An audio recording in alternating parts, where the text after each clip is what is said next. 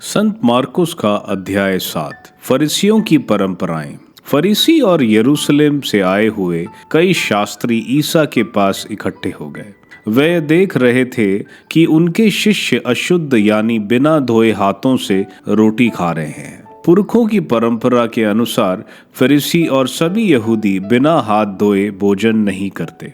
बाजार से लौटकर वे अपने ऊपर पानी छिड़के बिना भोजन नहीं करते और अन्य बहुत सी परंपरागत रिवाजों का पालन करते हैं, जैसे प्यालों, सुराहियों और कांसे के बर्तनों का शुद्धिकरण। इसलिए फरीसियों और शास्त्रियों ने ईसा से पूछा, आपके शिष्य पुरखों की परंपरा के अनुसार क्यों नहीं चलते? वे क्यों अशुद्ध हाथों से रोटी खाते हैं? ईसा ने उत्तर दिया, ईसाइस ने तुम ढोंगियों के विषय में ठीक ही भविष्यवाणी की है।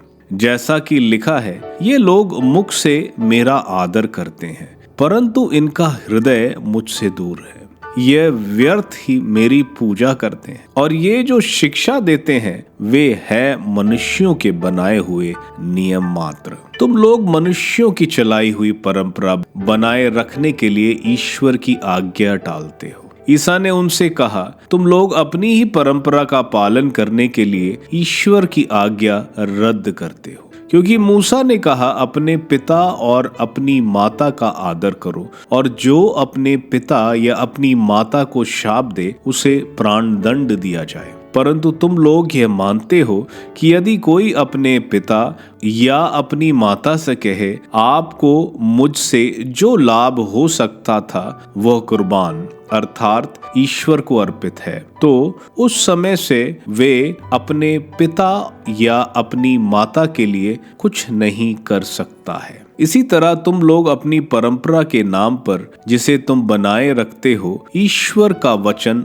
रद्द करते हो और इस प्रकार के और भी बहुत से काम करते रहते हो। शुद्ध और अशुद्ध की व्याख्या। ईसा ने बाद में लोगों को फिर अपने पास बुलाया और कहा, तुम लोग सब के सब मेरी बातें सुनो और समझो। ऐसा कुछ भी नहीं जो बाहर से मनुष्य में प्रवेश कर उसे अशुद्ध कर सके, बल्कि जो मनुष्य में से निकलता है वही उसे अशुद्ध करता है। जिसके सुनने के कान हो वह सुन ले। जब ईसा लोगों को छोड़कर घर आ गए थे तो उनके शिष्यों ने इस दृष्टांत का अर्थ पूछा। ईसा ने कहा, क्या तुम लोग भी इतने नासमझ हो?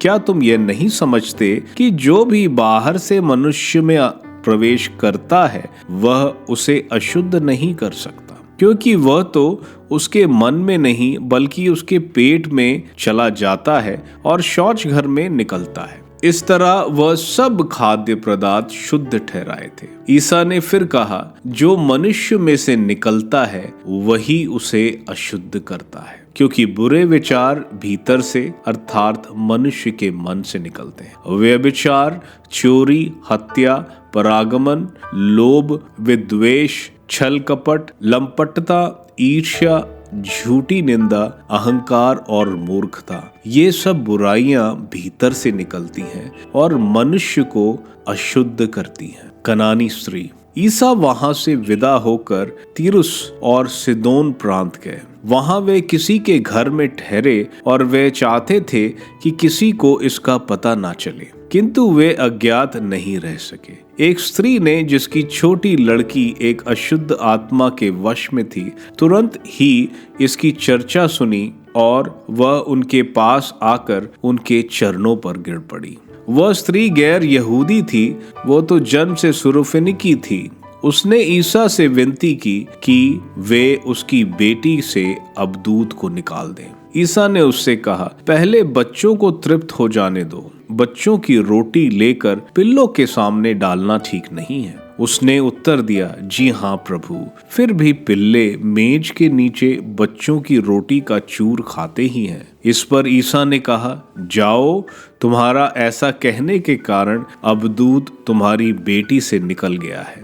अपने घर लौटकर उसने देखा कि बच्ची खाट पर खड़ी हुई है और अबदूत उससे निकल चुका है। बहरे गूंगों को स्वास्थ्य लाभ। ईसा तीरुस प्रांत से चले गए। वे सिदोन होकर और देकापोलिस प्रांत प्राप्त कर गलीलिया के समुद्र के पास पहुंचे। लोग एक बहरे गूंगे को उनके पास ले आए और उन्होंने यह प्रार्थना की कि आप उस पर हाथ रख दीजिए। ईसा ने उसे भीड़ से अलग एकांत में ले जाकर उसके कानों में अपनी उंगलियां डाल दी और उसकी जीभ पर अपना थूक लगाया। फिर आकाश की ओर आंखें उठाकर उन्होंने आह भरी और उससे कहा, एफाटा, अर्थात खुल जा। उसी क्षण उसके कान खुल गए और उसकी जीभ का बंधन छूट गया, जिससे वह अच्छी तरह बोला। ईसा ने लोगों को आदेश दिया कि वे यह बात किसी को नहीं कहें,